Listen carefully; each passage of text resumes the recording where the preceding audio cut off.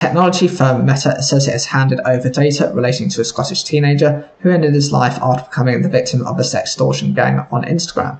Murray Dowie from Dunblane was 16 when he died last December. His mother, Ross Dowie, has said on Wednesday that Meta, which owns Instagram, had not yet provided the information from Murray's account, despite a request from Police Scotland and a court order.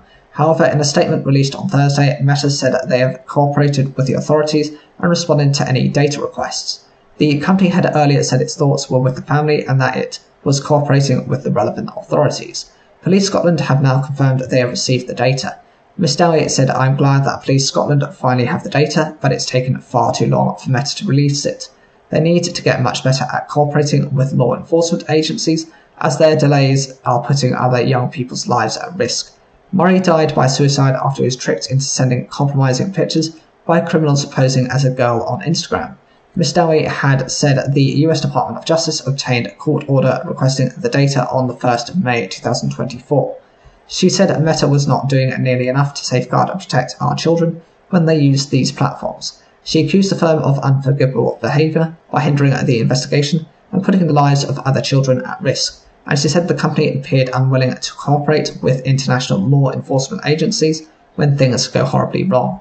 How many more children might the perpetrator that drove Murray to take his own life have tormented since Murray died?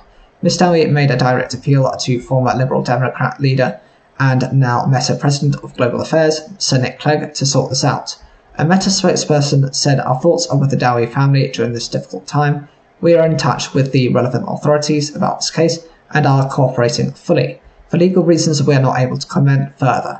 In a further statement to the BBC on Thursday, they said, "We've fully cooperated with law enforcement in this investigation, including responding to any data requests. Sextortion often involves victims being sent a nude picture before being invited to send their own in return, only to then receive threats that the image will be shared publicly unless they meet the blackmailer's demands." Paul Raphael, an intelligence analyst and expert on sextortion based in the US, said Meta was dropping the ball. He claimed the company has emergency law enforcement response teams who, especially in the case of the death of a child, should be able to provide information within hours or days. He said this isn't the first time Meta has failed to cooperate with law enforcement following a teen suicide from sextortion that has occurred on their platform. In 2022, he claims Meta failed to respond to a request from US police for data on accounts belonging to teenager Jordan DeMay. Jordan from Michigan was 17 when he ended his own life after falling victim to a sextortion gang. When police finally obtained access to the data, they found that the same scammers had exploited and blackmailed other children. 2 brothers have now been extradited from Nigeria to the US to face trial. Authorities in Nigeria are also involved in the investigation into Murray's death, but his mother described progress as painfully slow. Describing the criminals who blackmailed her son, she said they've totally destroyed our family. She described her 16-year-old son as a lovely boy who had the best sense of humour. As a family, we are losing hope that we're going to see any justice for Murray. The Labour Party has abandoned long-standing legal action against 5 former members of staff who have been accused of conspiring against Sir Keir Starmer's leadership. The action is estimated to have cost the party millions of pounds, which critics said could otherwise have been spent on the general election campaign. The 5 included 2 key figures from the Jeremy Corbyn era, ex-director of communications Seamus Mellon, and Mr Corbyn's former chief of staff Carrie Murphy. They were accused of leaking a controversial report soon after Sir Keir became the Labour leader in 2020. A former shadow cabinet member, who did not wish to be identified, said that the party should have dropped the legal action earlier. He said this is a huge embarrassment for the party, which has wasted eye-watering sums which could have made the difference in key seats in this election. Martin Ford KC, the lawyer who carried out a wide-ranging report into the culture of the party, said it is a great shame that money has been spent on legal fees that could have been spent on the general election. Labour said previously it had been confident of its case. The most recent documents presented in open court last autumn showed that Labour had spent £1.5 million on legal action and estimated it would spend nearly £900,000 more. The party's final costs are likely to be higher as those figures don't reflect the full cost of the litigation, but it's not clear if the party will meet the costs of those it claimed had leaked the controversial report. In a statement to the court, Labour officials claimed that the 5 entered into the conspiracy to use unlawful means to provide a copy or copies of the report to the press, to damage the party under the leadership of its then new leader, Keir Starmer. Through their lawyers, the 5 had strenuously denied and have consistently denied any involvement or complicity in the leak whatsoever. A very senior official in the party previously described the legal action as a gamble, and concerns had been raised privately about pursuing it by some Starmer supporters who were no fans of the Corbyn leadership. The 860-page leaked document ostensibly examined the handling of anti-Semitism complaints under Mr Corbyn's leadership, but was a lot more than that. The report's contention was that anti-Corbyn staffers had impeded progress on anti-Semitism complaints, and it suggested some of them had diverted funds away from certain constituencies in the closely fought 2017 election, which the party needed to win. But perhaps the most controversial aspect was the inclusion of unredacted emails and WhatsApp messages from Corbyn critics, which laid bare internal tensions and factionalism. Some of the messages contained derogatory comments about pro-Corbyn MPs and staff. A subsequent report into the leak and the wider culture in the party by Mr Ford found, for example, the criticisms of Diane Abbott are not simply a harsh response to perceived poor performance, they are expressions of visceral disgust. The report had been intended as a submission to the Equality and Human Rights Commission, EHRC, which was at the time in the process of completing what would be a highly critical report of the party's response to complaints of anti-Semitism during the Corbyn leadership. Following legal advice, the party's then General Secretary, Jenny Formby, did not submit the document to the EHRC and decided it should not be made public, but it was leaked early in April 2020, with Week Starmer becoming a party leader. Even though the party was under new management following Starmer's election as leader, it faced legal action from 9 people, most of whom had made anti-Semitism complaints, who said their privacy and data had been breached. Labour named the 5 it considered responsible, including 3 more ex-staffers, Georgie Robertson, Harry Hayball, and Laura Murray, who had been closely involved in drawing up the report, and took legal action with the aim of making them and the party predominantly liable for any damages. But even when the 9 people who had alleged that their data had been breached discontinued their legal action in September last year, the party continued to pursue the 5 to try to recover some of its mounting costs. High Court documents set out Labour's case against the 5, including suggestions that they had discussed leaking the document as part of a communications strategy in 2020. The lawyers for the 5 said what had been discussed had been instead a rough plan to brief a narrative of the document to the press, with any confidential information redacted, but only in the event it was submitted to the EHRC, which never happened. None of the 5, their lawyers said, had considered the disclosure of the full unredacted report, and they had condemned the leaking of the full document as reckless and foolish and not politically sensible. Perhaps more significantly, 3 inquiries or investigations into the leak had been conducted. The party itself appointed an independent investigator, Morag Slater, whose report was unable to name the leakers. The wide-ranging Ford report into the party's culture concluded in 2022.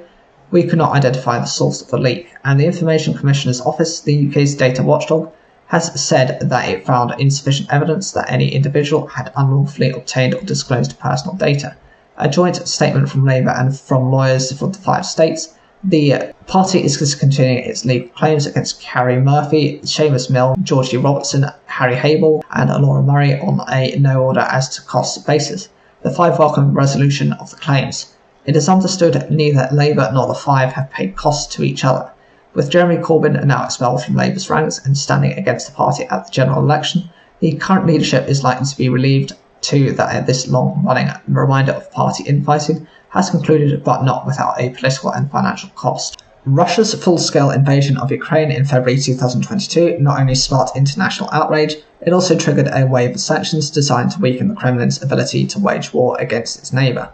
Russia's assets abroad were frozen, its economy cut off from the global financial system, its energy exports targeted.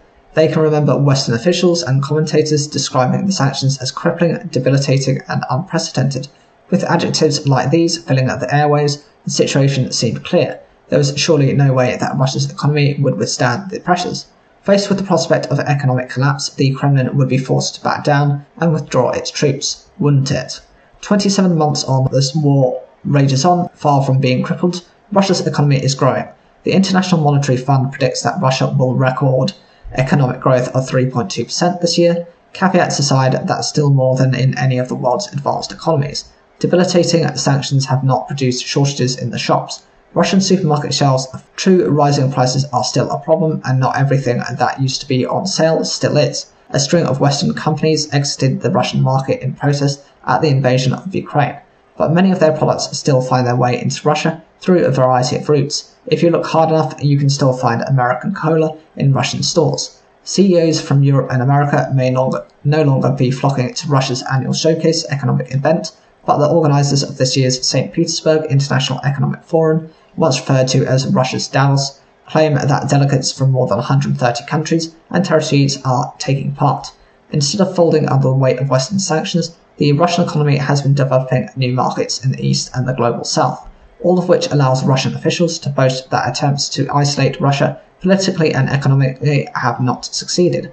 It looks like the Russian economy managed to adjust to very unfavourable external conditions, says Yevgeny Nardoshin, senior economist at PDF Capital. Without any doubt, sanctions broke a lot in the mechanism of operation inside the economy, but a lot has been restored. Adaptation is happening. Does this mean that sanctions have failed? The big issue was our understanding of what sanctions can and cannot do, says Elena Rybakova, senior fellow at the Peterson Institute for International Economics. It's not like flipping a switch and Russia disappears. What sanctions can do is to throw a country off balance temporarily until it finds a way to work around the sanctions, until it finds alternative ways to get shipments or sell its oil. We're exactly in that space where Russia has found a workaround. Moscow has redirected its oil exports from Europe to China and India. In December 2022, G7 and EU leaders introduced a price cap plan aimed at limiting the revenue Russia earns from its oil exports by trying to keep it below $60 a barrel. But Western experts concede that Russia has been able to circumvent this quite easily. The story of the price cap highlights a dilemma for the US and its partners. Recognizing that Russia is one of the largest players on the global energy market, they have tried to keep Russian oil flowing to avoid hiking energy prices. The result of that is that Moscow is still making money. In a way, we refused to properly sanction Russian oil, and Rybakova concludes. This price cap is an attempt to have our cake and eat it. The priorities are to allow Russian oil onto the market and to reduce Russia's revenue. And when these two priorities conflict, unfortunately the first one wins. That allows Russia to raise a lot of revenues and continue with the war. Russia has become China's biggest supplier of oil. Its importance for Moscow extends far beyond the energy exports. China has become a lifeline for the Russian economy. Trade between the two countries hit a record $240 billion, or £188 billion last year. Walk around St. Petersburg or Moscow and you don't need to be an expert in economics to understand how important China has become to as sanctions hit Russia. Electronics shops here are full of Chinese tablets, gadgets and mobile phones. Chinese car dealers now dominate the local car market. Not that the Russian automobile industry is sitting twiddling its thumbs. At a business expo recently in Nizhny Novgorod, Russia's Prime Minister Mikhail Mishustin was shown the brand new version of a classic Russian brand, the Volga. There was just one thing: the new Volga is based on a Chinese car, the Chang'an.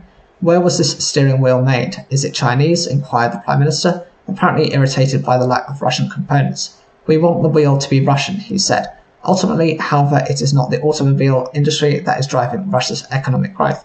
Military spending is doing that. Since Russia launched what the Kremlin is still calling its special military operation in Ukraine, armaments factories have been working round the clock, and more Russians have been employed in the defense sector. That's driven up wages in the military-industrial complex. But spend big on the military and there's less to spend on everything else. Longer term, you are destroying the economy, believes Chris Wafer, the founding partner of Eurasian consultancy firm Macro Advisory. There is no money going into the future. He says back in 2020 there was much discussion about the National Project Program, under which $400 billion, which was to be spent on improving Russia's infrastructure, transportation and communications. Instead, almost all that money has been sidetracked to fund the military-industrial complex and support stability in the economy. After more than 2 years of fighting, Russia's economy has adapted to the pressure of war and sanctions, but the US is now threatening secondary sanctions on foreign banks aiding transactions with Moscow, and that is clearing a whole new set of problems for Russia. Products have slowed down coming into Russia, says Chris Weaver. Spare parts are more difficult to access. Every day there are stories of banks in China, Turkey and the Emirates refusing to deal with Russian transactions, whether it's money from Russia to buy goods or money going back to Russia in payment for oil imports. Unless this is resolved, Russia will have a financial crisis by the autumn. That's why it would be wrong to conclude that Russia has beaten sanctions. Up till now, it's found ways of dealing with them, getting around them, reducing the threat from them, but the pressure on the Russian economy from sanctions hasn't gone away. A record number of people in England were diagnosed with gonorrhea last year, annual UK Health Secretary Agency figures show. Diagnosis rose 7.5% from 79,268 in 2022 to 85,223 in 2023. Syphilis, meanwhile, rose 9.4% from 8,695 to 9,513, the highest number since 1948, with more heterosexual men and women becoming infected. Both have more than doubled in the past decade. Overall, sexual transmitted infection diagnosis, including several different STIs, rose 4.7%. Some of the rise may be due to an 8.3% increase in the number of people having STI screening, 4.6% up on 2019. The groups with the highest proportion of people diagnosed with an STI were 15 to 24-year-olds, men who have sex with men, Black Caribbean people. The best way to avoid STIs was to use condoms consistently and correctly with new or casual sexual partners, the UK SHA said. Consultant Hamish Mohammed said STIs can have a major impact on your health, regardless of your age, gender or sexual orientation. Untreated syphilis can cause lifelong complications, such as brain and nerve problems, while gonorrhea can lead to infertility. The British Association of Sexual Health and HIV said the rise in STIs was a concerning indicator of pressure on sexual health services and called for a new strategy. President Professor Matt Phillips said, "We find ourselves at a critical point for securing the viability of sexual health services, from recruitment challenges to public health funding to ensuring that the right experts are supporting every clinic. The next government has an opportunity to change the tides and address these barriers to ensure everyone has timely access to expertise to support good sexual health and well-being." Of the 401,800 new cases of STIs recorded last year, 194,970, almost half were chlamydia, but the number of chlamydia cases remained stable compared with 2022 and fell compared with 2014. Cases of genital warts continued to fall, which is believed to be due to the human papillomavirus HPV vaccine. Free STI tests are available from GP surgeries and sexual health and some family planning clinics. Former Post Office Chair Alice Perkins was warned about potential faults in the Horizon IT system as early as 2011, an inquiry has heard. At the time, the Post Office had prosecuted hundreds of sub-postmasters for fraud on the strength of the faulty data from Horizon accounting software. It would carry on with these cases until 2015.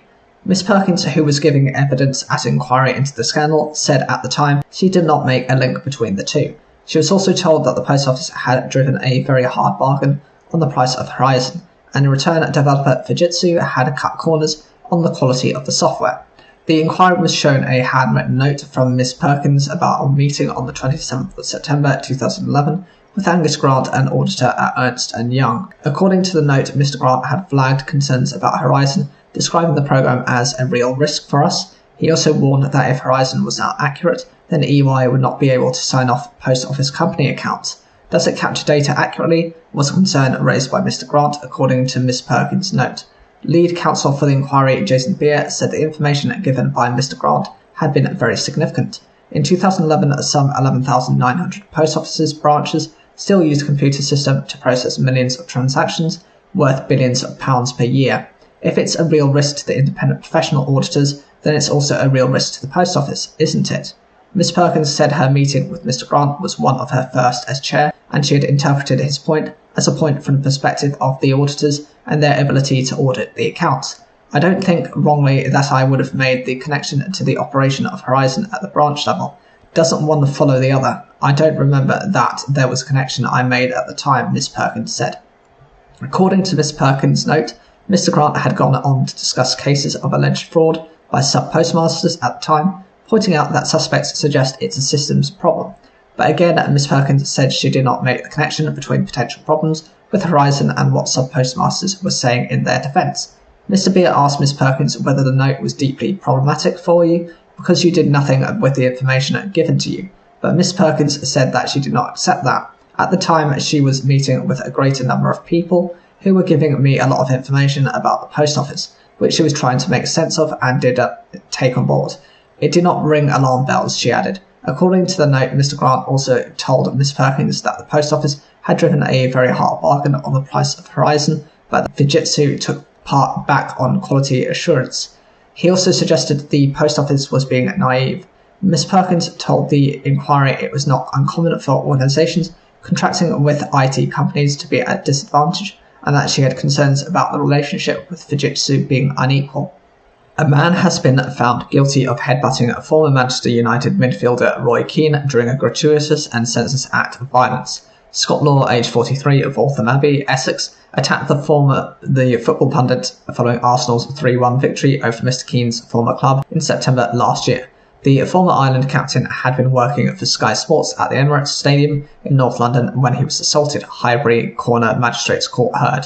Law was handed a 3-year football banning order and ordered to complete 80 hours of unpaid work. He was also told to pay legal costs of £650, plus a victim surcharge of £114. Mr. Keane was headbutted through some doors as he and fellow pundit Mike Richards were making their way to broadcast their full-time match analysis. Law had claimed there was banter between the pair throughout the game, which then turned more aggressive, and when he went to use the toilet, he was approached by Mr. Keane. Defence barrister Charles Sherrard KC alleged that the red mist descended on the former footballer after a VAR decision went against Manchester United towards the end of the match, and he was taunted by home supporters. He claimed Mr. Keane swore at Law and said, "Say it to my face." Mr. Keane replied, "I said that when I was at work. Disagree."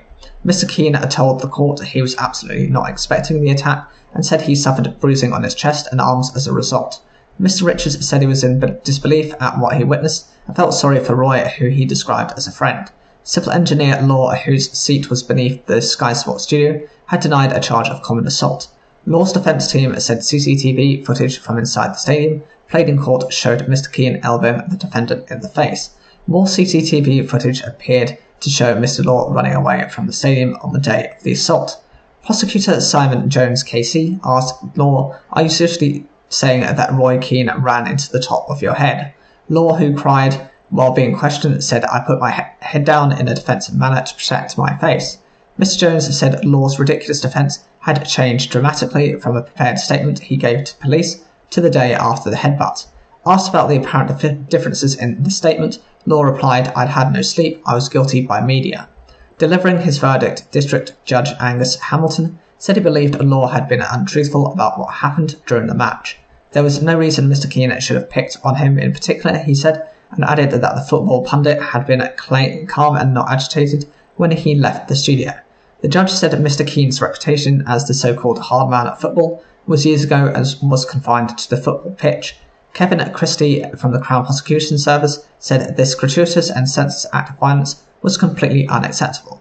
When anyone attends a football match, either to work or to support a team, they should be able to feel safe and secure in that environment. Following the sentencing, Law said he planned to appeal against his conviction.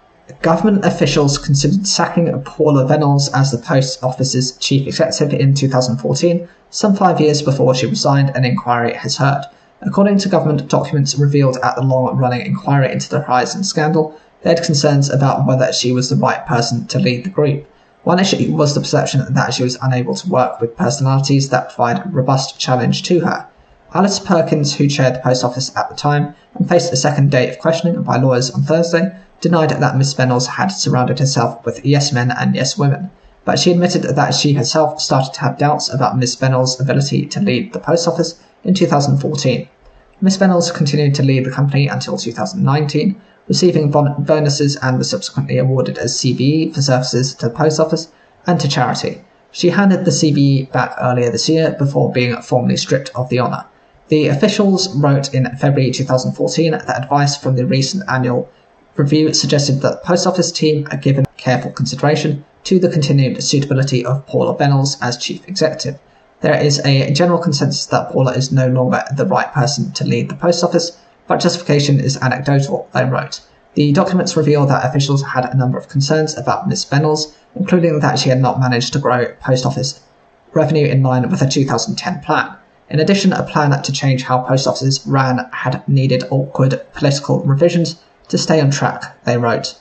Paula has not shown an understanding of political considerations or of the detail of the plan, and she has been unable to work with personalities that provide robust challenge to her. Ms. Perkins said it was not her view that Ms. Venables was averse to being challenged, but added that there had been some tension between Ms Venables and Susan Barton, who was the Post Office's strategy director at the time. Lead counsel for the inquiry, Jason Beer-Casey, asked whether Ms Venables preferred to have yes men and yes women around her, surrounding herself with a coterie of trusted lieutenants such as executives Mark Davies, Angela van der Bogert and Leslie Serrell. Ms Perkins replied, "I don't think that would be a fair characterization." Nvidia's market value has surged past $3 trillion or £2.3 trillion, lifting the chip giant ahead of Apple to become the second most valuable publicly listed company in the world. The firm's share price rose more than 5% on Wednesday to more than $1,224. It extended a breathtakingly rapid climb that started last year, powered by bets that the US firm is positioned to be a major winner from a wave of investment in artificial intelligence. Its market value now sits just behind Microsoft, another key player in the industry thanks to its investments in ChatGPT maker OpenAI. At just $2 trillion as recently as February, Nvidia sparked a new wave of share purchases after it announced plans last month for a so-called stock split. The move will increase the number of shares by a factor of 10 and reduce their value accordingly, a change aimed at making shares more affordable to small-time investors. Set to happen on Friday, it is expected to generate even more demand for the stock. Founded in 1993, Nvidia was originally known for making the type of computer chips that process graphics particularly for computer games. Long before the AI revolution, it started adding features to its chips that it says help machine learning, all of which has helped it increase its market share. It is now seen as a key company to watch to see how fast AI-powered tech is spreading across the business world. A Shift boss, Jensen Huang, has declared the dawn of the next industrial revolution. His company has seen explosive growth, reporting sales of $26 billion in the 3 months to the 28th of April, more than triple the same period in 2023, and up 18% from the previous 3 months. Optimism about AI is one of the forces behind a broader market rally over the last year, which pushed the S&P 500 and the Nasdaq in the United States to new records on Wednesday. Apple had appeared to be losing out earlier this year as sales growth stalled, but in recent weeks its shares have been buoyed by anticipation over how it plans to incorporate AI in its own strategy. Shares in the firm rose 0.7%, giving it a market capitalization of roughly $3 trillion, which is generally calculated by multiplying the number of shares in a company by its current share price. A pilot who was killed in a Spitfire crash in a field in Lincolnshire died as a result of head and neck injuries, an inquest has heard. Squadron leader Mark Long was killed when the Battle of Britain Memorial Flight BBMF plane he was flying crashed in a field in Lincolnshire on the 25th of May. The cause of the crash is not yet known, but the Defence Accident Investigations Branch has been examining the site and wreckage. The remaining aircraft of the BBMF remain temporarily grounded while investigations continue and will not take part in D-Day commemoration events. Squadron leader Long was flying the Spitfire to take part in a display when the aircraft crashed at RAF Coningsby. It is understood he issued a Mayday call soon after takeoff, and the Spitfire was seen turning just before it plunged towards the ground. At the opening of the inquest into the pilot's death in Lincoln, Senior Coroner Paul Smith gave a provisional cause of death as head and neck injuries following a post-mortem at Leicester Royal Infirmary. Lincolnshire police are currently investigating the circumstances of the crash and preparing a file which will be passed to the coroner. The inquest was adjourned until the 24th. Tributes have been paid to the incredible RAF pilot who had spent 4 years flying with the BBMF. His family described how he lived his life with an unwavering passion, with laughter, love and dedication. The process of sextortion is where it occurs in a victim being sent a new picture before being invited to send their own in return, only for them to then receive threats that the image will be shared publicly unless they meet the blackmail's demands. Around 80 migrants, including at least 3 children, have been rescued after a boat got into trouble while crossing the channel. Dover and Walmer lifeboats were launched to assist Border Force following reports that dozens of people were in the water around 10 miles off the Kent coast on Thursday morning. 2 Border Force vessels, 2 lifeboats, 2 French vessels and 2 Coast Guard helicopters had been involved, with British authorities leading the rescue. Lifeboats carried out a search of the area and there have been no reports of fatalities. It is thought the boat reached UK waters after being shadowed by a French warship, then got into difficulties. Some of those in the sea may have drifted back into French waters, and anyone picked up by UK lifeboats will likely be brought back to Dover. A spokeswoman for HM Coast Guard said the organisation was coordinating the response to a small boat incident in the Channel on Thursday morning. Last month, the Home Office figures revealed that more than 7,500 migrants arrived in the UK by small boats in the first 4 months of the year, the highest level since records began. A total of 29,437 arrived on the Kent coast from France in small boats across the whole of 2023, about a third less than the figure from the previous year. The English Channel is one of the most dangerous and busiest shipping lanes in the world. Tackling the number of small boat crossings is one of the election issues ahead of polling day on the 4th of July. The UK's political leaders are marking the 80th anniversary of the D-Day landings by setting out their electoral offers to veterans and members of the armed forces. The Conservatives say they would cut the cost of veterans' rail cards by a third and keep in place tax breaks for employers of veterans. Labour has committed to setting up a new commissioner to speak for members of the armed forces. The Liberal Democrats are promising to improve Ministry of Defence housing. Commemorations are taking place all week to pay tribute to those who took part in the D-Day landings, the military operation which began the campaign to liberate North West Europe from Nazi occupation. On Wednesday, Prime Minister Rishi Sunak and Labour leader Sir Keir Starmer attended an event in Portsmouth held for the 80th anniversary of the operation.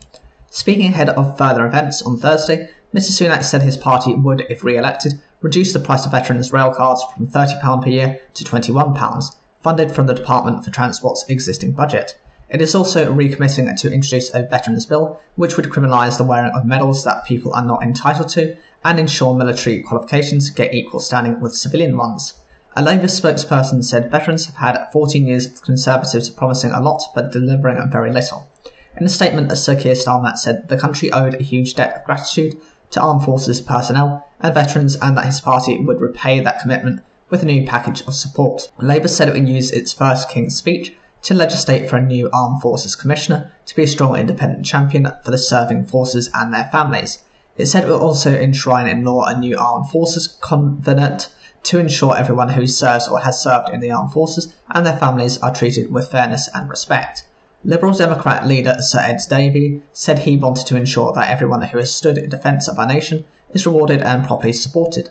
The Lib Dems' plan for the armed forces include reviewing maintenance contracts for Ministry of Defence housing and ensuring military compensation for illness or injury does not count towards means testing for benefits. The SNP has previously said it supports the creation of an armed forces union body to ensure veterans can access services. Green Party co-leader Adrian Ramsey said veterans would not trust any pledges from the Conservatives and attacked the government for not adding veterans' ID cards to the list of documents that can be used to vote in elections. The government has previously said it intended to add the Veterans Card, which was rolled out in January, to be listed of valid ID.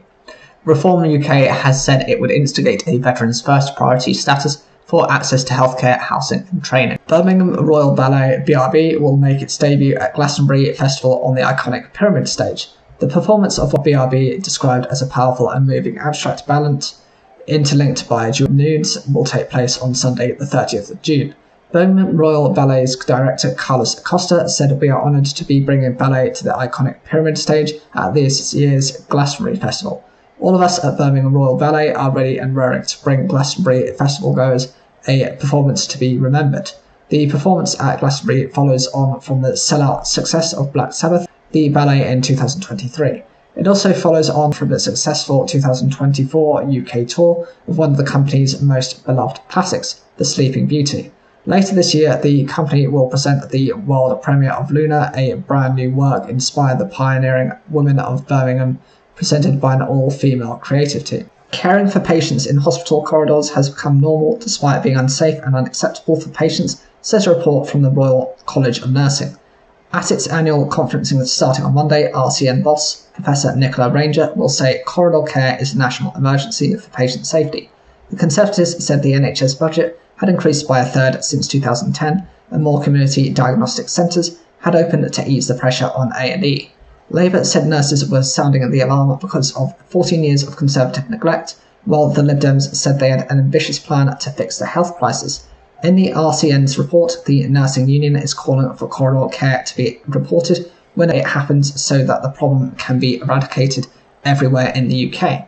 Its annual online survey of 11,000 nursing staff, out of a total of more than 700,000 in the UK, found 1 in 3 had witnessed patients being cared for in inappropriate places during their most recent shift. This figure has risen over the past 2 years. Nurses who responded said that they had been involved in caring for patients on chairs rather than beds or trolleys, in waiting rooms, corridors, and other locations not designed for patients. The survey is part of a campaign by the union to improve the working conditions of nurses. When nurses were asked about the impact on patients, 2/3 said their privacy and dignity were compromised, while more than half said it meant a lack of access to toilet facilities and drinking water, as well as vital equipment such as oxygen.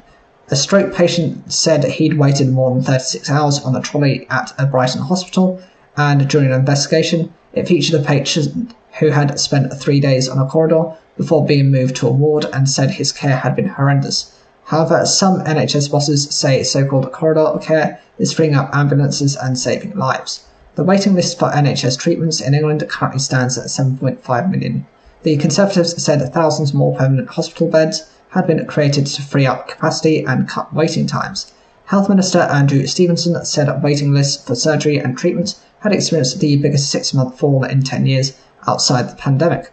We've boosted the budget by over a third in real terms since 2010, while the 160 community diagnostic centres we've opened across the country are delivering millions more scans, tests and checks to people outside of hospital settings to deliver more care closer to home. Wes Streeting, the Shadow Health Secretary, said only Labour had to deliver change for the NHS. NHS nurses are sounding the alarm on the appalling state of the NHS after 14 years of Conservative neglect. Patients and staff alike can see the NHS is broken. Only Rishi Sunak and his party won't acknowledge that the crisis is in the NHS. It's a national emergency, and if they can't diagnose the illness, then how can they be trusted to cure it? Lib Dem Health spokesperson Daisy Cooper said the Conservatives had run the health service into the ground. The Liberal Democrats have an ambitious plan to fix crumbling hospital buildings and provide everyone with the high-quality social care they deserve. This is at the heart of our offer to voters at this election and our plan to fix the health crisis. NHS waiting lists in Scotland have also reached a record high, with latest figures showing more than 690,000 waits for appointments or treatment for non-urgent care. A Scottish Government spokesperson said health boards were taking action to improve patient flow and reduce delays. It said that the 2024 to 2025 Scottish budget provided more than £19.5 billion for health and social care. Although challenges and difficult decisions remain, this has given our NHS a real terms uplift in the face of an extremely difficult financial landscape. A new act has recently been introduced to help ensure appropriate staffing levels are in place in all health and care settings, the Scottish Government added. An NHS England spokesperson said one of its key ambitions in urgent and emergency care was to improve patient flow in and out of hospitals. The NHS delivered an extra 5,000 core beds this winter, alongside measures to help patients avoid an A&E admission in the first place. And tools like our leading virtual ward programme and discharge lounges will help to improve care for patients. We are working closely with colleagues in local authorities and community settings to send more patients home when they are medically fit to leave, freeing up beds for patients who need them the most. It's very soon coming. Taylor Swift brings her worldwide Eras tour to the UK, but fans are already building up to the first gig, which happens on Friday. The star kicks off 3 nights at Murrayfield Stadium in Edinburgh, and the city is already in full Swift mode. Fans gathered at the stadium from the early hours on Wednesday to buy their tour merchandise ahead of the gigs. Elsa Cameron, aged 32, bagged hers and shared her luck with other fans on X. Merch secured, she said. For anyone thinking of heading to Murrayfield today, I got there at 12:15 and there was literally no queue. I had my eye on a couple of things, so was really happy to get them. I bought 2 sweatshirts and I had to get the Edinburgh Eras tour poster too. I'm so excited for the gig, I still can't believe Taylor is actually playing Edinburgh. Kate Bartram, 19, from Seaham, has been a fan of Taylor Swift since she was 4 and the Fearless album has just been released. She is one of almost 73,000 fans who will fill the Scottish rugby home ground each night. There are no words, it's like Christmas, I can't sleep because I'm so excited. Like many fans, Kate has thought hard about her outfit for the night. After seeing creative designs made by other fans online, she decided to recreate a bodysuit that Taylor wears during her performance. It does take a lot of patience, she said. I can't even fathom the amount of time that I've spent painstakingly watching the Eras film, looking for photos on Pinterest, on Google Images, zooming in on really fine details, trying to get everything to match perfectly. I marked out the symmetry with fabric chalk. It's a lot of measuring, there's actually a lot of maths involved, which did take a lot of time. Caitlin believes the process has brought her closer to the Taylor Swift community. She just inspires people to be the most authentic self, and I think with that it's brought out people's crafty side in a way. This outfit has just been a process for me. My whole family has been involved in it. That's a sense of community that Taylor has brought with all those Swifties. Julia Baldwin, age 21, is a student in her last year at Edinburgh University. Originally from a small town in the US, she's never had the chance to see Taylor Swift despite being a fan since she was a young girl.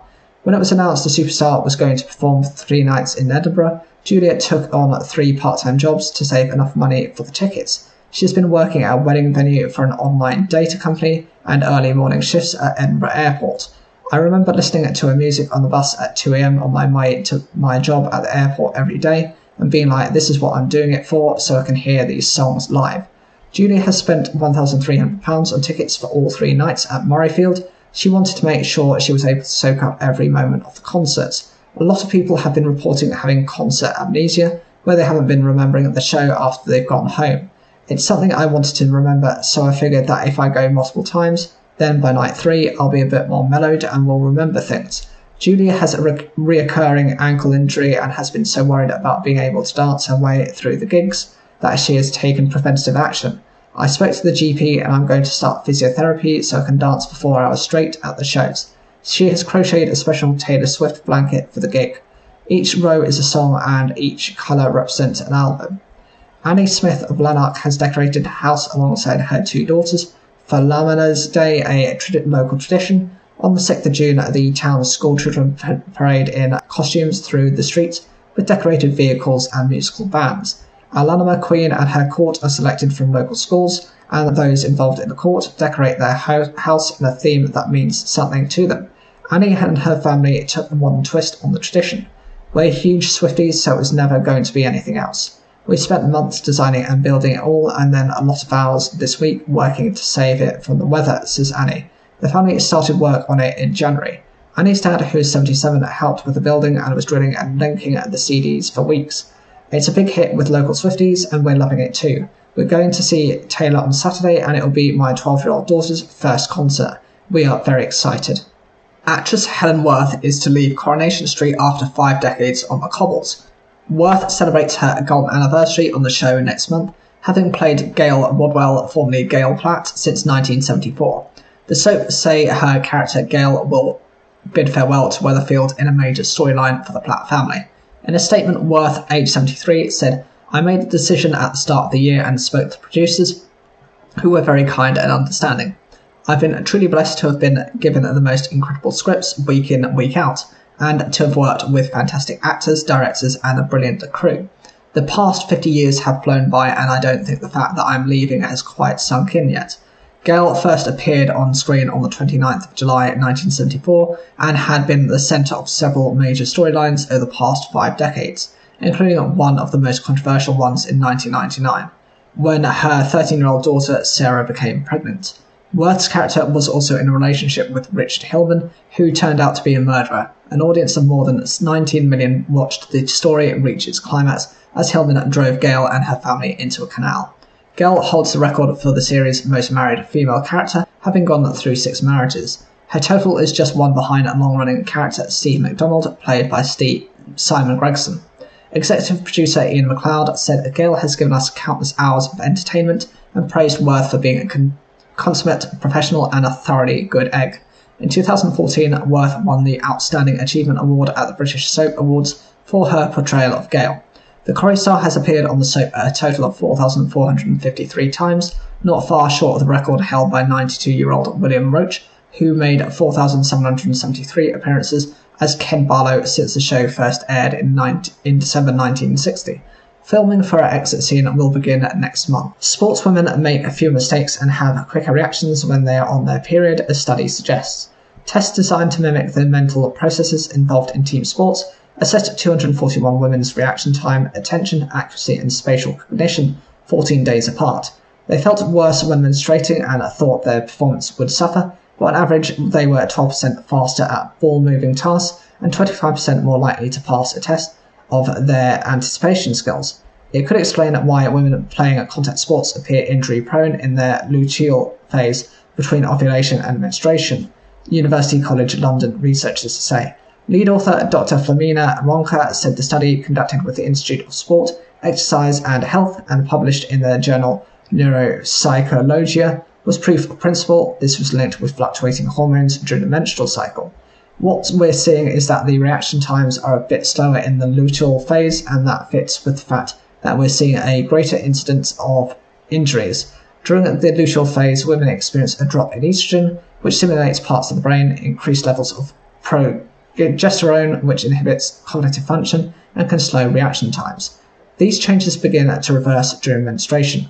We wondered if injuries could be a result of a change in athletes' timing or movements throughout the cycle, and she hoped the study would mean women playing contact sports could adapt their game plan around their menstrual cycle. If I know I might be more likely to make a mistake in timing and movement, I might not go for a tackle that day. I might adopt a different strategy in the game. It's just changing the way we play and being aware. Having this awareness and knowing what's happening with your body, it's actually quite comforting to athletes, because at least you have an explanation to why you might be making more mistakes or something that might not be quite right. And if you know what's happening, then you can make more conscious decisions that you're making. A major case of inflammatory bowel disease, IBD, has been discovered by UK scientists. They found a weak spot in our DNA that is present in 95% of people with the disease. It makes it much easier for some immune cells to go haywire and drive excessive inflammation in the bowels. The team have found drugs that already exist seem to reverse the disease in laboratory experiments and are now aiming for human trials. Crohn's disease and ulcerative colitis are the most common forms of inflammatory bowel disease. They're estimated to affect 500,000 people in the UK. It often starts as a teenager or young adult. Lauren Golightly, who is now 27, had her first symptoms when she was 16 years old and had stomach cramps and blood in her poo. But this was put down to partying, and it was not until she was 21 and having surgery to remove her appendix that doctors realised she had Crohn's disease. 3 years ago, she needed an emergency stoma after part of her intestines had shut down and still had to take a lot of pain medication because of the number of operations she has needed. It's not the life I'd aspire to be living. One part of the immune system that is highly implicated in IBD are white blood cells called macrophages. These flood the linings of the intestines, where they release chemicals called cytokines that lead to massive inflammation. Inflammation is part of the body's normal response to infection, but too much for too long can have devastating health consequences. The group of researchers at the Francis Crick Institute and University College London performed a deep genetic analysis to try to unpick the cause of the IBD. They discovered a secretion of genetic code, or DNA, that turns out to be the macrophage's master regulator of inflammation. It sits right at the top of the pyramid, says Dr. James Lee from the Francis Crick Institute. The gene controls the suite of inflammatory chemicals that macrophages release, and some people are born with a version that make their body prone to responding excessively. This is undoubtedly one of the central pathways that goes wrong for people to get inflammatory bowel disease. It is the process by which one of the most important cells that causes inflammatory bowel disease goes wrong. Further experiments detailed in the journal Nature showed drugs already approved for other conditions such as cancer were able to calm this excessive inflammation. These were performed using samples from patients with IBD. We found not only how and why it goes wrong, but potentially a new way of treating these diseases. Who is also a gastroenterologist at the Royal Free Hospital. Yet there is not going to be a new IBD treatment imminently. The researchers have a head start as drugs already exist, but they need to find a way of targeting just the macrophages so they do not cause side effects throughout the body. The drugs would also need to be precisely calibrated to calm the IBD, but not leave a patient susceptible to infection by switching off the good side of inflammation in fighting disease. The aim is to start clinical trials within 5 years. This research is a really exciting step towards the possibility of a world free from Crohn's and colitis one day, Ruth Wakeman from the charity Crohn's and Colitis UK said. She added, Crohn's and colitis are complex, lifelong conditions for which there is no cure, but research like this is helping us to answer some of the big questions about what causes them. However, genetic susceptibility is still only half the story. It also takes something to trigger the development of IBD, with diet and antibiotic use all implicated. Symptoms of IBD include diarrhea, stomach pains or cramps, blood in poo and bleeding from your bottom, fatigue, losing weight without trying. The disease is distinct from irritable bowel syndrome or IBS, although some of the symptoms overlap. A diagnosis of IBD is only made if there is inflammation in the bowels. They were the iconic band who led the Britpop revolution, achieving #1 hits and selling out stadiums and arenas across the country. But just 2 months before Oasis' era-defining debut Definitely Maybe became the fastest ever selling debut album, the Manchester Rockers played the tiny Norwich Arts Centre.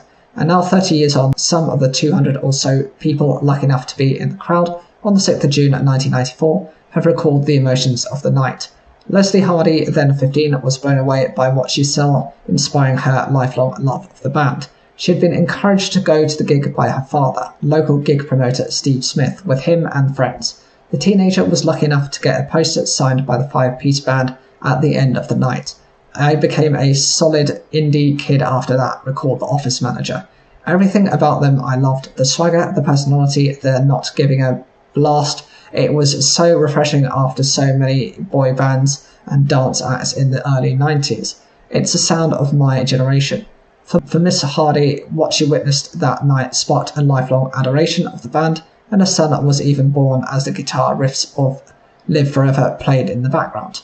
Fellow Norwich music lover Ivan Adcock, age 62, was struck by what he had seen on that balmy Monday morning.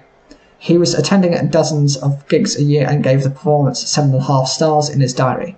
He wrote prophetically, Oasis are going to be big, mark my words. Despite the band's eventual downfall, lead singer Liam Gallagher has continued to pack out arenas in recent days, marking the 30th anniversary of Definitely Maybe and singing rarely performed Oasis B-sides. Oasis were booked to play in Norwich by independent promoter Wild Club, which was scouting for the latest rising talents. It brought Nirvana to the city twice, first at Norwich Arts Centre in 1989 and then the Waterfront in 1990 before the band went global. In the audience both times and at the Oasis gig was I Saw You fanzine coordinator Fraser McKay, who felt the Manchester act had some way to go before matching the energy and musicality of the Seattle trio. The music press buzz about Oasis meant when they played the Arts Centre, it was packed with indie music fans wanting to catch them. Those attending heard many of the songs that later appeared on their debut album. Such was its success. Unlike many other bands of that time, they never returned to Norwich. So the next time I saw them was at one of their sold-out nights at Nebworth Park. Now, 30 years on from when brothers Liam and Noel Gallagher took to the stage, the venue on St Benedict Street will host a tribute band and an indie dance pop DJ set from common people to commemorate the occasion. It is the only time they played Norwich, so we're proud we caught them at our venue, and that's something to celebrate, said the Centre's Kelly Robb. It has always been a venue known for bringing new acts to Norwich and catching bands just before they get big.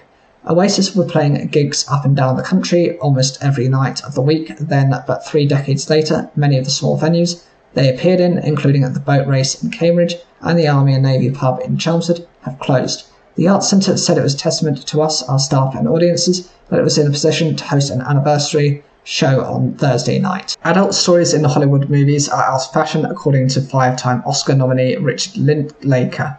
Linklater is the Texas-based filmmaker behind hits including 2003's School of Rock and 2014's Boyhood, as well as a trilogy of love stories starring Ethan Hawke and Julie Delpy known as the Before series. He says it was a struggle to get the traditional film studios interested in his latest project, Hitman, despite strong critical and audience reaction when the film premiered last year. The movie is being released by Netflix. Hitman stars Glenn Powell and Adria Arjona in a romantic thriller comedy about a stuck-in-a-rut professor, Gary, who starts moonlighting as Ron, a fake hitman for a city police department, and who falls for a woman who tries to enlist his services. The movie has its roots in the true story of Gary Johnson, a community professor who worked as a fake assassin for Houston police, and whose story Linklater first read about in an article more than 20 years ago. Johnson died in 2022, just before the film was made. Linklater says that he and Ben Powell, who co-wrote the transcript, wanted to make the movie about passion. I said it's going to have sex, it'll be passionate, it'll be carnal desire that drives everything. Glenn's character starts off very dispassionate, but by the end of the movie, he's a different guy. He's discovered passion, and the movie has this strong chemistry and sexuality. I think that what's out of fashion, People say there's no sex in movies anymore, but this isn't adult in movies anymore, as sexuality in movies equals adult. The filmmaker continues. When I was 13 years old and looking at movies, I thought the adult world looked pretty interesting. It looked fun, and I thought, I can't wait to get there. But it wasn't just the sex, it was the adult situations they showed. But somewhere along the way, Hollywood inverted that. It's like they said, we're going to make films where you can stay 13 forever. You stay that little kid with little kid concerns. So I guess it drifted away as its complexities weren't the subject matter of mainstream cinema as it had been before. Powell, who starred recently in Top Gun Maverick and in rom-com Anyone But You with Sydney Sweeney, has previously collaborated with Linklater 3 times, including first as a teenager in 2006 Fast Food Nation. He says in his opinion that relationships don't really crackle anymore in movies, and that he, Linklater, and father of the bride actor Arjona talked constantly about what's actually sexy when they were making the film. Although they worked with an intimacy coordinator, the sex scenes in the film were created from their own conversations. We asked ourselves what is actually exciting to be our audiences, what is new, and we had so much trust between the three of us. We could actually talk about this kind of stuff, Powell says. We knew each other very well at this point. We had very honest conversations that I think many of those scenes in the movie I really think viewers are emotionally invested in. This in a way they haven't been in a long time. While stories centered around the couples or even thruples have made a comeback in cinema, Kristen Stewart in bodybuilding thriller Love Lies Bleeding and Zendaya starring in tennis drama Challengers, Hollywood has had an anguished start to its mainstream summer blockbuster season. Creator George Miller's lavish sequel to Mad Max Fury Road underperformed to reach a box office of $144 million or £97 million. The Fall Guy, a big-budget rom-com about a stuntman starring Ryan Gosling and Emily Blunt, was also judged a flop after making $157 million or £122 million. Hopes of success are now pinned on releases such as Marvel's Deadpool and Wolverine, or later this year Ridley Scott's sequel to Gladiator with Paul Mescal. You don't get fired for doing a sequel or an origin story, something that already exists, Linklater comments when asked whether studios fear risk-taking for commercial reasons. You don't get in trouble for what's obvious and commercial. What changed is that films got greenlit by the marketing department and then it's really safe choices. I think of Hitman as a movie to have fun with. There should always be room for some sexy couple movies. These are standards in cinema of what people want to see quite often. Yet he says many of the movies which he and Glenn started writing during the COVID-19 pandemic, that the industry really didn't want to make the film initially. It was done very independently. Glenn and I wrote it speculatively and we didn't get paid anything. We just tried to get the film made. We really felt we were onto something. We felt we had written a film noir, a crime film that's also a screwball comedy about a couple that you're rooting to be together, but I think they wanted it to just be one thing. Among the frustrating conversations we had with studios and people like that was what they wanted, one to be a real hitman, something they'd seen before. Anyway, then we made the film and it got a wonderful response. Netflix was always passionate about it, but the others kind of weren't. I think they weren't sure if they could sell it to an audience. However, Hitman has broadly gone down well with critics, with The Guardian's Wendy Ide writing that the film takes Powell's amiable supporting actor appeal and hones it to a star quality of such laser beam intensity, you start to feel for your eyesight. The Atlantic's David Sims points out, though, that the film's spiral into romantic drama wouldn't work without Powell and Arjona's crackling chemistry. Linklater jokes that with Powell also starring in a 2024 update to the 1996 Twister action film titled Twisters, audiences could have a summer of Glenn. No one who's worked with Glenn would doubt he's a star, Linklater says. The same movie industry that's not showing sex also doesn't have those adult breakout roles they used to that would introduce a new talent. It's hard to do that out of Marvel-type movies, as it's a pre-established character within a comic book world. Glenn's been really old school, he's done some wonderful roles in supporting parts, but the roles just have to evolve and there's just less. For thousands of years, alcohol has been used as a social lubricant. In Japan, it is known as nomication, or a combination of the Japanese word for drink, nomu, and communication. The idea is that drinking alcohol creates a more relaxed environment. Businesses have even tackled difficult issues in pubs rather than conference rooms. The late former chairman of the then bankrupt Japan Airlines, Kazui Inamori, explained in 2012 how he used beer to get his employees to open up. But there is now a whole new generation that chooses not to drink as much. Multiple studies in the UK, the US and Australia show that people from Gen Z are more sober than their parents and grandparents. In Japan, facing with declining alcohol tax revenues, the authorities even arranged a national competition named Sake Viva in an effort to reverse the trend in 2022. The sober generation does not only affect Japan's tax revenues, it also offers a whole new challenge for businesses that make and sell alcohol. We have realised that younger people are increasingly choosing not to drink as much alcohol, said Asuchi Katsuki, the chief executive officer of Asahi Group Holdings. However, Japan's biggest brand sees this as both a risk and an opportunity. Our firm is quite unique because while the majority of our sales comes from beer and alcoholic beverages, we also have the capability to produce non-alcoholic beverages or soft drinks, which gives us a competitive advantage. Asahi is also pushing its non-alcoholic and what it refers to as low-alcohol offerings, such as alcohol-free beer or drinks with less than 3.5% alcohol, outside of its home market. By 2030, we want to double the share of beverages with zero or low alcohol to 20% of all our overall beverage sales. They are already popular in its home market. Mr. Katsuki said that alcohol-free beers account for 10% of Asahi's beverages sales in Japan, as people avoid drink driving. But the Japanese market is shrinking because of an aging population and falling birth rates. Alcoholic beverages sales in Japan will continue to decline because we cannot go against the shrinking population, which means we cannot expect the Japanese market to grow massively. That means Asahi's main growth opportunities are overseas, and it has been expanding rapidly abroad for 15 years. Today, more than half of its sales are generated outside Japan. One major market the firm has yet to tap into is the US. The question is, can alcohol-free beer get as popular there as it is in Japan? Vincent Ball and Samantha Benatis are a 20-year-old couple who live in Jacksonville, Florida in the US. Laws relating to alcohol vary in different states, but the minimum age for purchasing it is 21 across the country. While those above the age of 40 in their families enjoy boozing nights, the Gen Zers do not drink much alcohol. I think drinking in moderation is perfectly fine, said Vincent, adding that he would enjoy having a beer after work, but not crazy parties.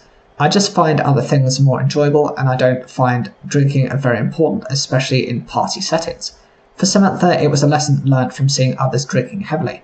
I definitely was influenced by everybody around me in my life getting way too drunk or hammered and making mistakes that impact them for a lifetime rather than just for that night. So instead, Samantha drinks kombucha, a fermented black or green tea which is often flavoured, because if you're just drinking water, I've been asked many times, oh, are you really just drinking water? To avoid peer pressure, would they drink alcohol-free beer? The answer was a resounding no. Asked how Asahi would tackle new non-drinking consumers like Samantha and Vincent, Mr. Katsuki said the firm has learned an important lesson. We realise that we have been producing non-alcoholic beverages from the point of view of alcohol drinkers, he said, admitting that Asahi has not yet been particularly successful in appealing to non-drinkers. We've been collecting data in Japan by asking those who cannot or choose not to drink alcohol to understand what kinds of products they want.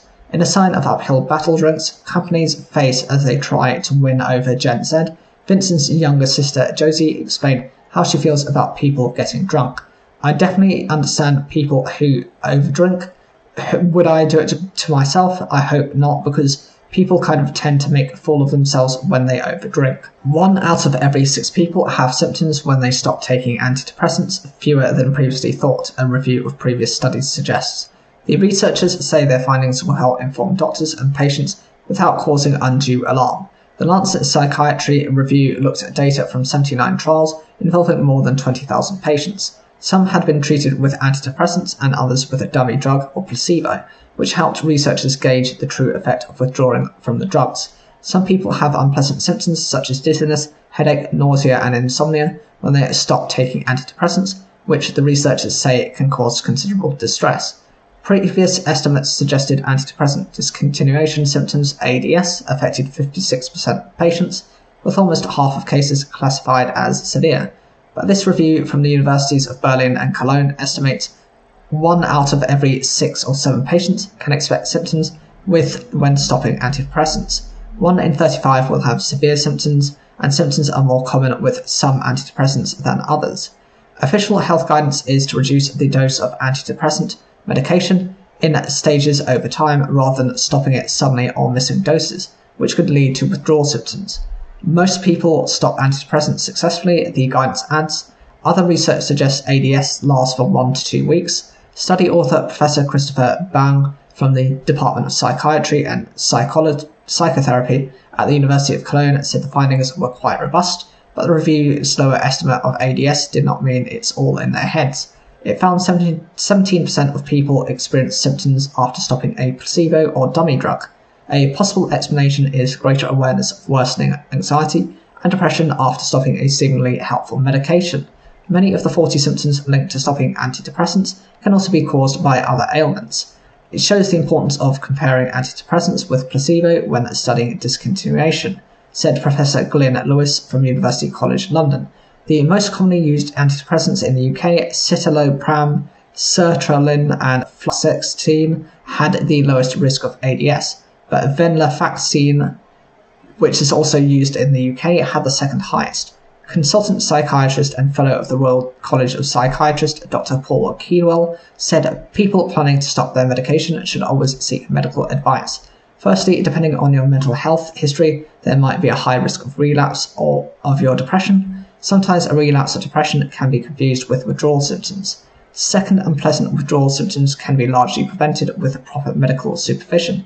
It is important to say that withdrawal symptoms are not dangerous, and the risk of experiencing them at some future date should not be a reason for refusing antidepressant treatment.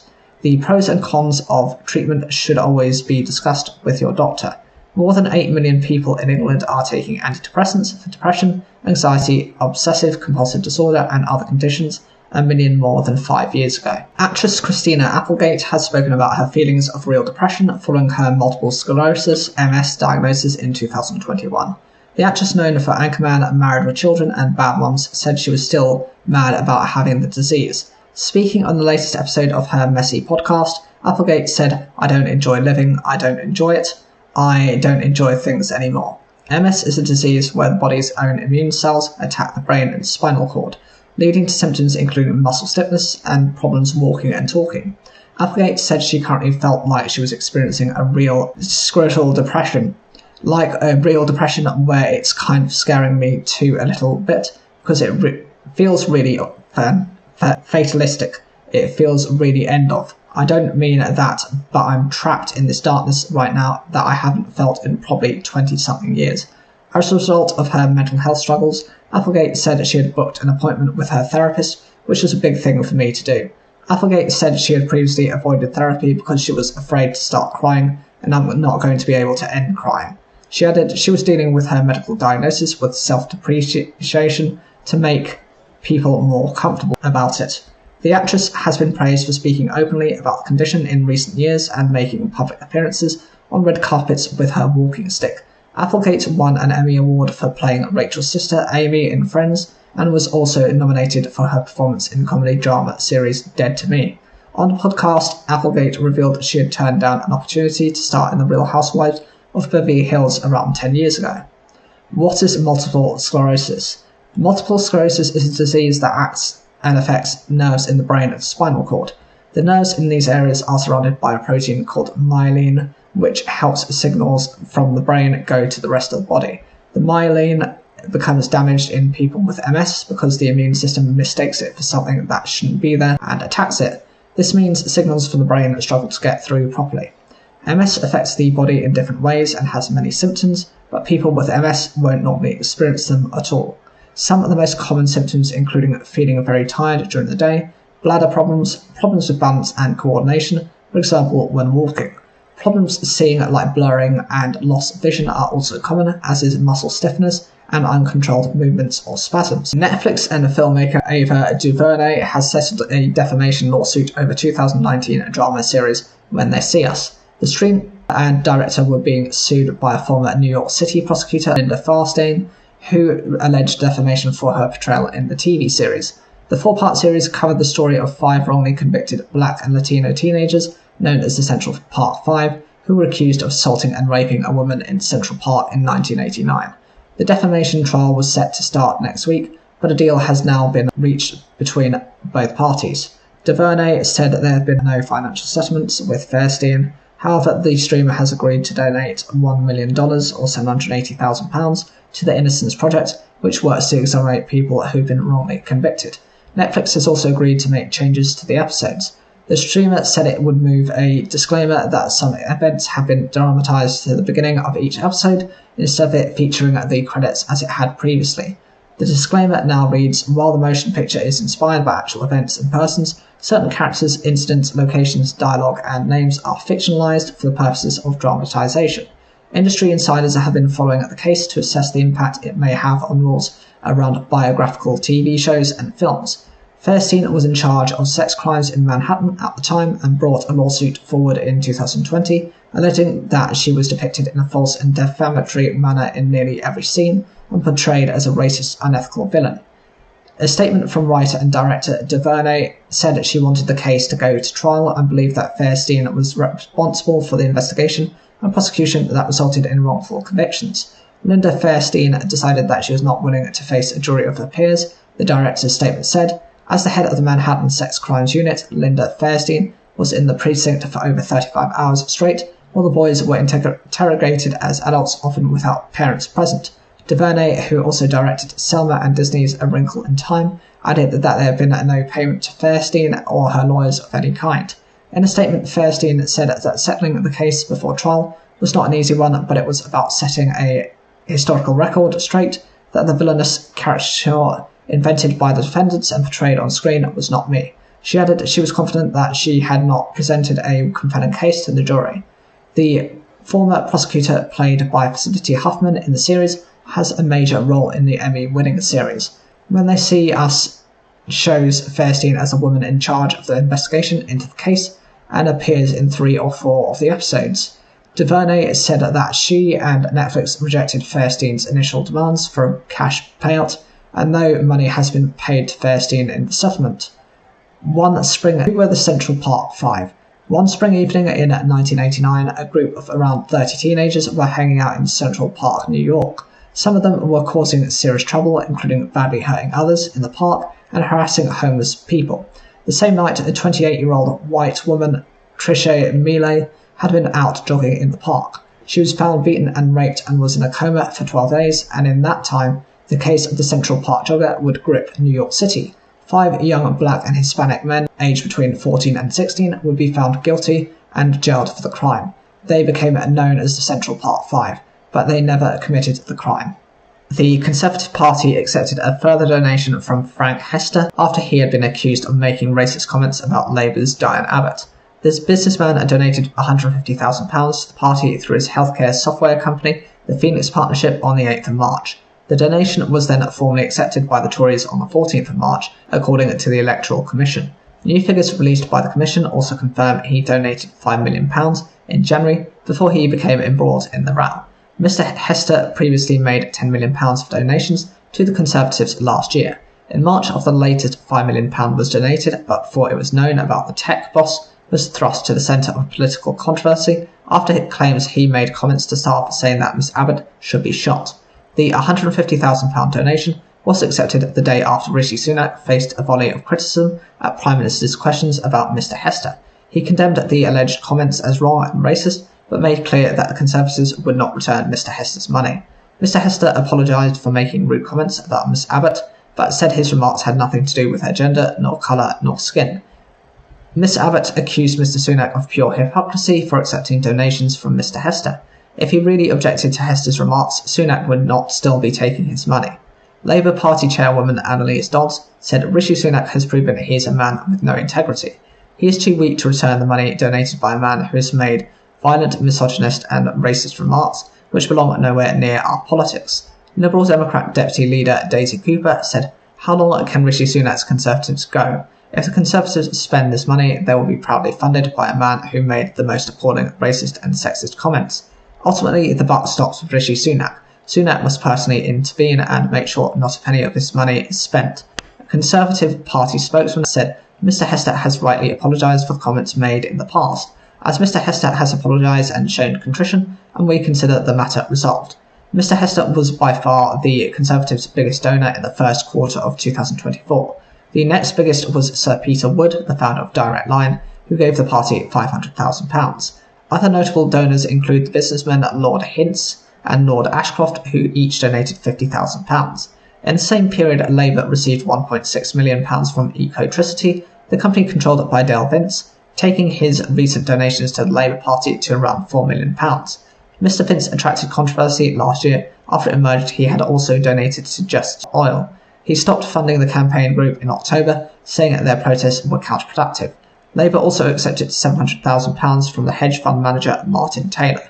Away from the business world, the party received £180,000 from Grayson Perry and £85,000 from Maggie Hambling, both artists. How much did Frank Hester donate to the Conservatives?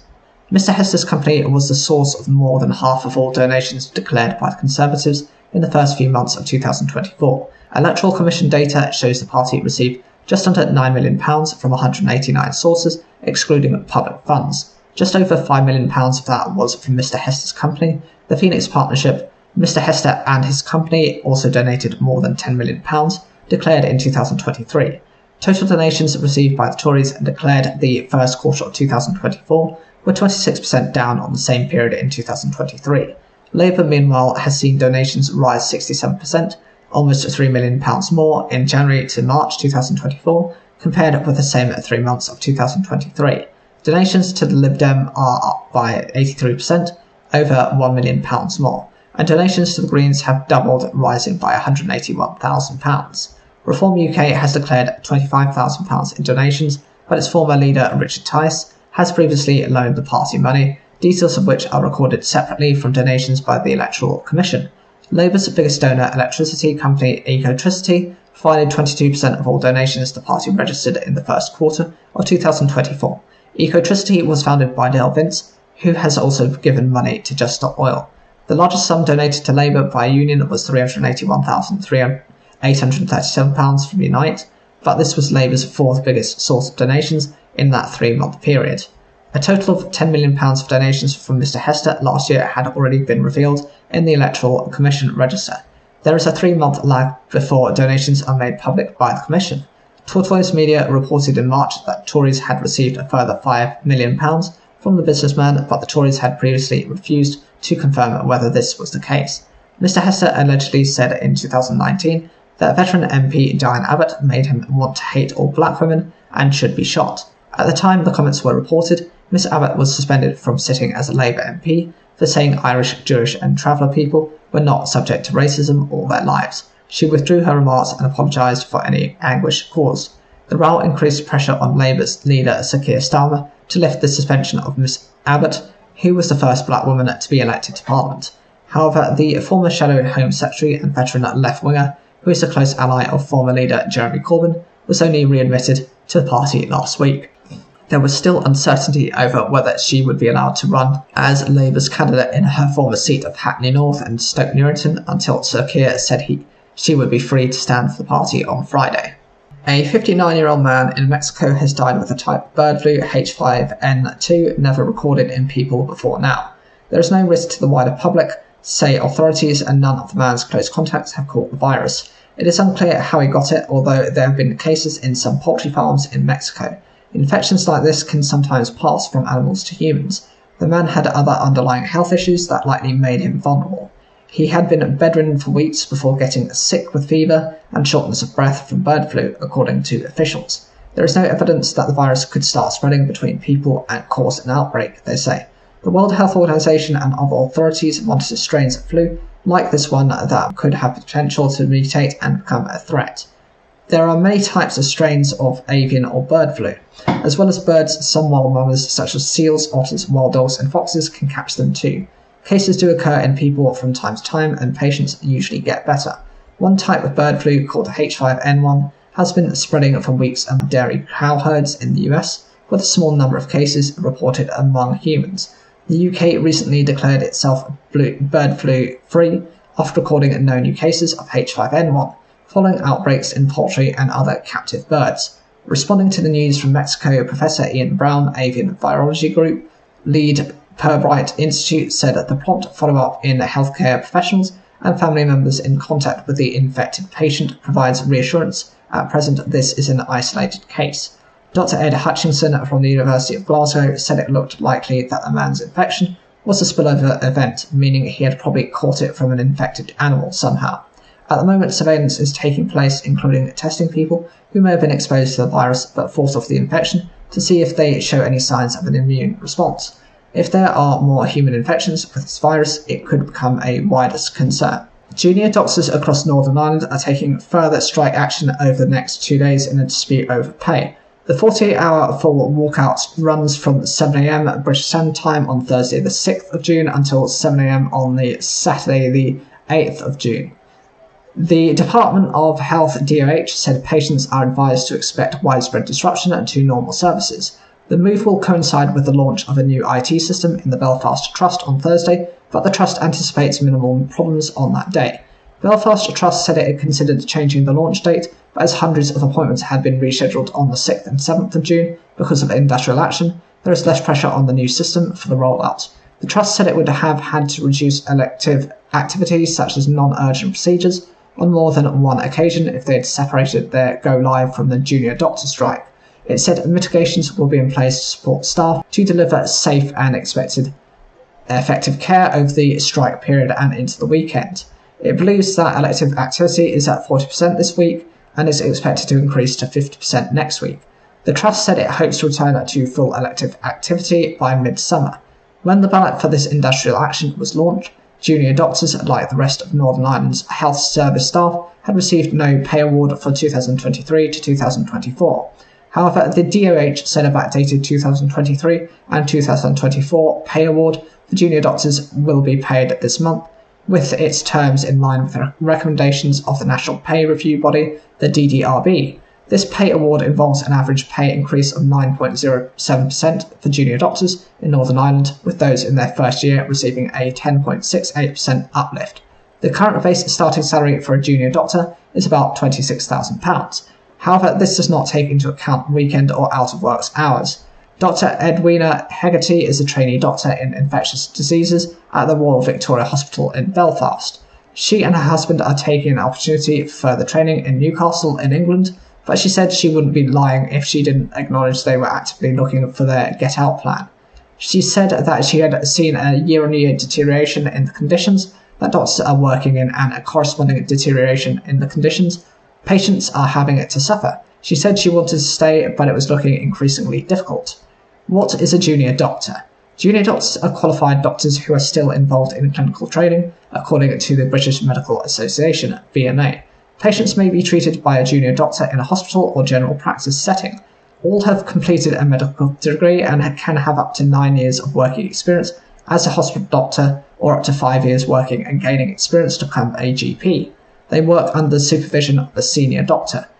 What services are affected? So in Belfast Trust, there are 468 outpatient appointments that have been cancelled, 6 inpatient and day case procedures have been cancelled. Southern Trust is 152 outpatient appointments postponed, 28 day cases have been postponed. South Eastern Trust postponed services are 258 outpatient appointments, 311 radiology appointments, 42 endoscopy procedures, 34 day case procedures and 772 outpatient appointments going ahead. Northern Trust outpatients appointments rescheduled 193, endoscopy procedure rescheduled 8, and surgical procedures scheduled 19. And in the Western Trust, 1,312 outpatient appointments postponed and 95 inpatient day case procedures postponed. Dr. Johnny Cash from the Belfast Trust said he recognised and acknowledged junior doctors' entitlement to strike, but felt going live with the new patient record system on the 6th of June was definitely the safest thing for patients. When asked if a downturn in services due to industrial action helped with Encompass going live, Dr. Cash said that was certainly one way of looking at things. Long term, it is hoped the new system will have a positive impact on waiting lists, but Dr. Cash said it was unfortunately inevitable that there would be a negative impact on waiting times while we roll this program out. He said it has an ambitious plan to return to normal activity, hopefully by midsummer. The South Eastern Health and Social Care Trust was the first trust to have its records digitised in Northern Ireland. Dr. Cash said the South Eastern Trust had plenty to learn and plenty to teach us all about going live, and that changes have been made to the initial system. In March, it was reported that appointments in the South Eastern Trust had been delayed due to the new patient record system. Since its launch in 2023, It has conducted a survey to explore the staff experience of the system. It shows the average reported confidence level of respondents in using Encompass is averaging 5 out of 10, a slight improvement over 3 months. However, frustrations still exist around more training and support required, system functionality and navigation issues, also reporting governance and safety concerns. Dr. Cash said this is not a concern, adding that while it would be difficult for the staff, plans were there to support them. Last week it was reported that problems with NHS computer systems in England were linked to patient harm, but Dr. Cash said he wanted to reassure the public that it was a different system and not related to the Encompass programme which was being rolled out in Northern Ireland. The Encompass system has been built by a company called Epic, which currently provides electronic records for more than 300 million people within the UK and across the globe. The number of empty teaching posts in England has more than doubled in the past 3 years, the latest official figures reveal. The number of teachers has risen, but so has the number leaving, and the number of vacancies per 1,000 teachers has risen from 2 to 6. The government has missed its target for recruiting teacher trainees for 9 of the past 10 years. At the start of this school year, the current Conservative government raised teachers' starting salaries to £30,000 to try to encourage new trainees. Labour has promised to recruit 6,500 more teachers if it wins the general election next month. The Liberal Democrats have also said they would invest in schools and teachers.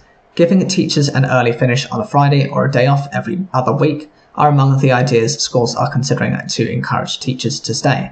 Tyra Packer, 29, a primary school teacher in Southend-on-Sea, Essex, for 7 years left the profession last summer to protect her physical and mental health. She had been feeling anxious at home, often in the middle of the night, and then at school, despite the support of her colleagues.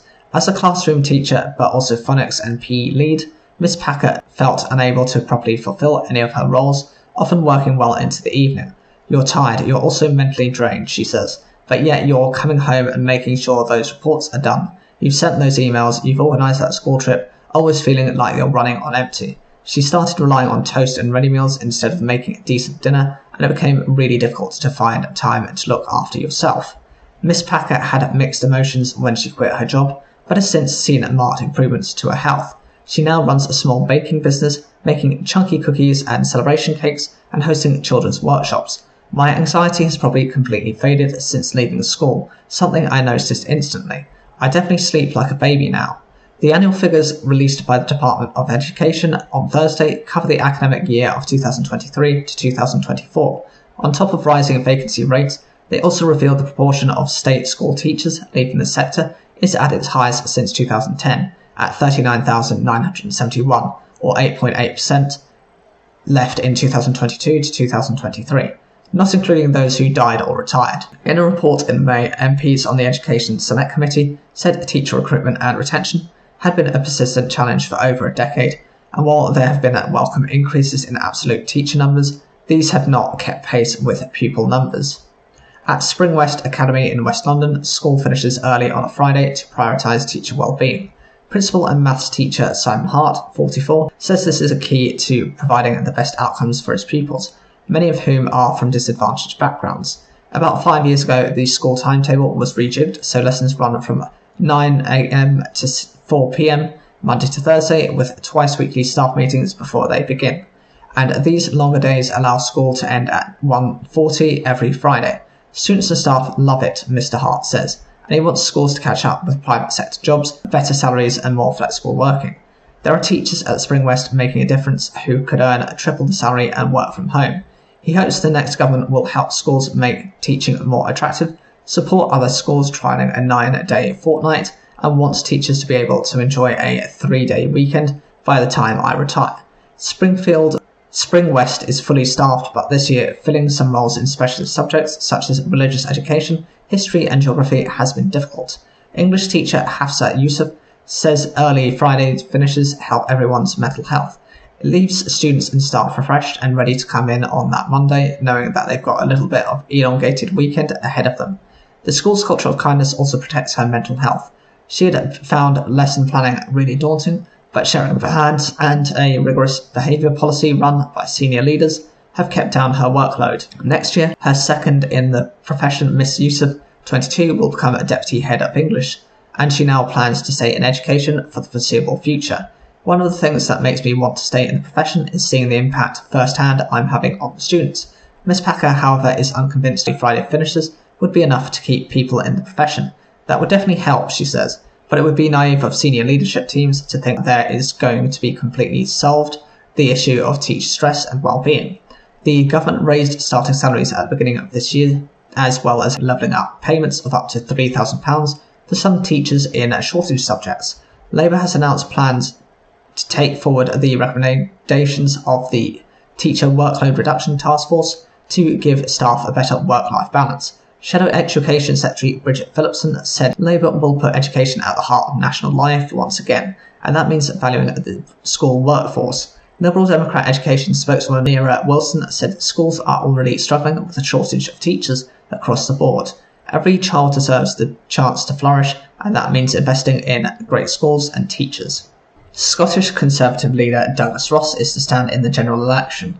Mr Ross's surprise announcement came after the party effectively delisted David Duguid as the Conservative candidate in Aberdeenshire North and Moray East.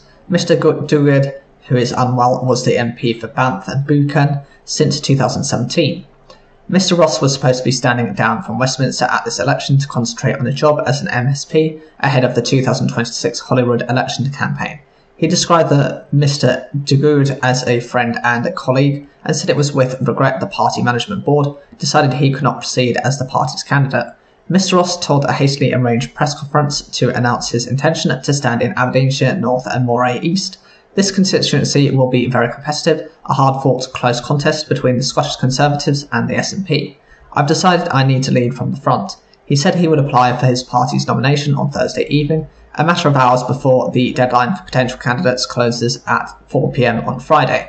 Mr Ross had been an MP since unexpectedly defeating SNP Westminster leader Angus Robinson in the 2017 general election. Shortly after becoming a Scottish Conservative leader in August 2020, he said he would step down as an MP at the next general election. He has been an MSP for the Highlands and Islands since 2021. Mr Ross, who is also a football assistant referee, has been branded 3 jobs by his opponent. He donates his MSP salary of £72,195 to charity, while the Holyrood Register of Interest shows he has received more than £6,500 this year from the Scottish Football Association for his role as an assistant referee. Mr Ross's former Moray constituency has been abolished under boundary changes at this year's election. He had opposed the carve-up of his seat. Mr Duguid's former seat, Banff and Buchan, is being expanded to include parts of Moray and renamed Aberdeenshire North and Moray East. Mr Duguid said on Wednesday he had been looking forward to campaigning but had not been selected to stand in the new Aberdeenshire North and Moray East constituency. He had recently spent 4 weeks in the intensive care unit at Aberdeen Royal Infirmary due to an illness affecting his spine. It is understood he is still in hospital. A spokesman for the Scottish Conservatives said the decision had been made on health grounds. The old Moray constituency is to be cut in 2, with Keith and Buchan swallowed up by Aberdeenshire North and Moray East, while Elgin joins a new Moray West, Nairn and Strathspey in seat. So why has Douglas Ross U-turned on his pledge to not run again for Westminster? The Scottish Conservative leader currently has 2 political jobs as an MP and an MSP, but has spent some time saying he wouldn't try to stay an MP at the next election. His current Westminster seat will cease to exist under new boundaries. These are exceptional circumstances, and with David Duguid no longer a candidate, it makes sense for him to step up to be candidate in a winnable seat for the Scottish Tories in the northeast of Scotland. However, Mr Ross may also be thinking about the long game. He currently leads the largest opposition party at Holyrood, but polls are suggesting a Labour revival. When the Scottish Parliament has elections in 2026, the Conservatives may well slip to 3rd place. That could even lead to a change of leadership. Mr Ross may well have considered that hanging on in Westminster keeps more political options open to him in the coming years. SNP campaign chief Stuart Halsey said the way Mr Duguid has been treated by the Scottish Tories was indefensible. This is a day of shame for the Tories, with 3 jobs Douglas Ross taking a seat from David Duguid to keep his 3rd salary at Westminster, he said after Mr Ross's statement. He added, the nasty party just got nastier. Scottish Labour Deputy Leader Jackie Baillie accused the Tory leader of a screeching U-turn. She said Douglas Ross is treating his constituents with contempt by refusing to give up one of his 3 jobs, and his shoddy treatment of his own colleagues shows how morally bankrupt the Tories are. Scottish Liberal Democrat leader Alex Cole-Hamilton described Mr Duguid as a capable, parliamentarian who has respect across the aisles. As for Douglas's decision, that's really a matter for Douglas and the internal workings of the Conservative Party. The world's fossil fuel industries should be banned from advertising to help save the world from climate change, the head of the United Nations said on Wednesday.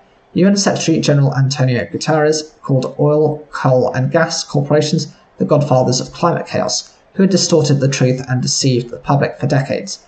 Just as tobacco advertising was banned because of the threat to health, the same should now apply to fossil fuels. His remarks were his most damning condemnation yet of the industries responsible for the bulk of global warming. They came as new studies showed the rate of warming is increasing and that global heat records have continued to tumble. Data from the EU's climate service confirms that each of the past 12 months set a new global temperature record for the time of the year. The high temperatures were driven by human-caused climate change, although they were also given a small boost by the El Niño climate phenomenon. While a fading El Niño should soon bring a pause to the record-breaking sequence of months, temperatures will continue to rise in the long term due to emissions of planet-warming gases from human activities. Last year was the hottest record, and the World Meteorological Organization said on Wednesday that the record could fall again as soon as this year. A group of around 50 leading scientists separately reported that the rate of global warming caused by humans has continued to increase. They found that ongoing high emissions of warming gases mean that the world is moving closer to reaching the symbolic 1.5 centigrade warming mark on a longer-term basis. To try to avert this outcome, the UN Secretary-General has called for more rapid political action on climate change and a clampdown on the fossil fuel industry. We must directly confront those in the fossil fuel industry who have shown relentless zeal for obstructing progress over decades. He said many in the oil, gas and coal industries had shamelessly greenwashed with lobbying, legal action and massive advertising campaigns. I urge every country to ban advertising from fossil fuel companies, he told an audience in New York. And I urge news media and tech companies to stop taking fossil fuel advertising. In response, representatives of fossil fuel groups said they were committed to reducing their emissions. Our industry is focused on continuing to produce affordable, reliable energy while tackling the climate challenge, and any allegations to the contrary are false, said Megan Bloomgren, Senior Vice President of Communications at the American Petroleum Foundation. The UK Advertising Standards Authority has previously pledged to clamp down on misleading environmental claims, while the European Union recently announced a new law to tackle the problem. Mr. Guterres called for an outright ban on all fossil fuel advertising, goes further, but it has no legal standing, and the UN has no means of enforcing the idea. However, it will be seen as a boost for campaigners who have fought against sponsorship and advertising from coal, oil and gas companies. Both the Hay and Edinburgh festivals have recently suspended the sponsorship from investment company Baillie Gifford, following the controversy over links to fossil fuel firms. Sport is one of the biggest areas of fossil fuel advertising and sponsorship, with football having a long association with oil and gas producers. Concerns over human health have seen alcohol and tobacco sponsorship banned in football in the past, and Green campaigners will be hoping that the support of Mr. Guterres will see fossil fuels go the same way. In his address, Mr. Guterres stressed that time was of the essence, with the impacts of rising temperatures already being felt, such as the recent deadly heatwaves in Asia or the floods in South America.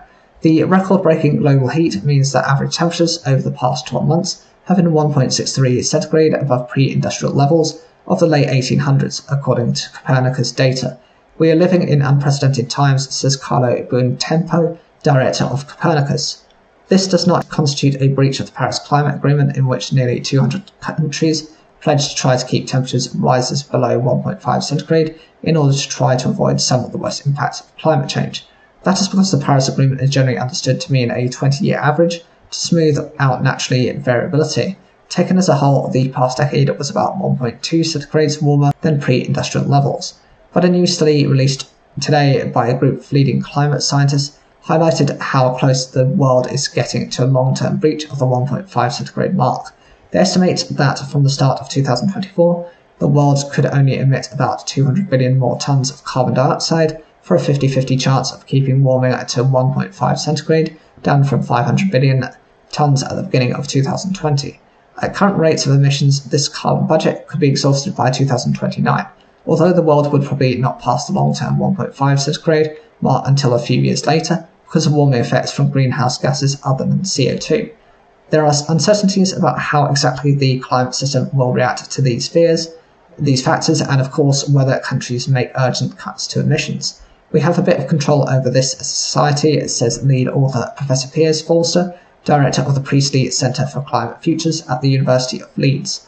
Despite the gloom, there have been some recent progress, with particularly rapid growth in renewable wind and solar electricity. Greenhouse gas emissions are also showing signs of plateauing, but they are still record highs. They need to fall quickly if global targets have a chance of being met, with every fraction of a degree of warming worsening climate changes. Every degree matters, every tenth of a degree matters, says Co Barrett, WMO Deputy Secretary General.